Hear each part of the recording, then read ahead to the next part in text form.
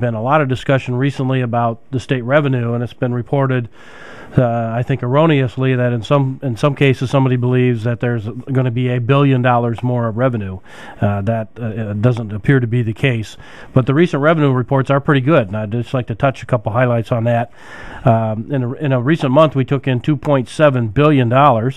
And year-to-date in the general fund, it's about $200 million more than we anticipated. And in the school aid fund, it's about $266 million more than we anticipated. So it's like 13 to 14% better than the same month last year.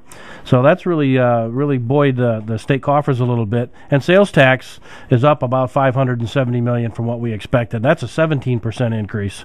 And that doesn't include Christmas or shopping or the Black Friday opportunities that have happened as well.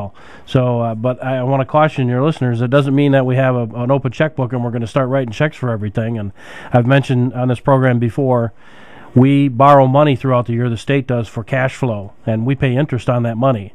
So we need to have money in our pocket sometimes just to make, that's a cost savings by being able to have your own cash flow money to work from. So that's one of the big things that we're going to be working on.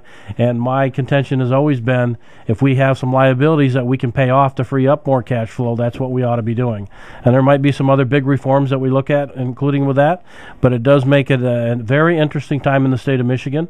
Some of the reforms and the restructurings that we've committed to are starting to pay some of the benefits already. And I believe that although difficult, many difficult things that we did, I think we've made good on our promises to improve our environment for economic recovery and job growth, and to protect the rights of citizens, improve educational opportunities for students and parents, and streamline state government.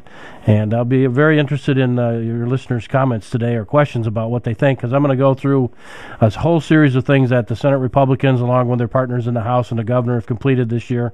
And most people who've observed this process said nothing like this has been done in 30 years, and we did it in a year. Economic gardening, meaning we should make the environment better for natural job growth for people that are already here, people that want to expand their businesses. Maybe they've been in business 30, 40, 50, or 100 years here in Michigan.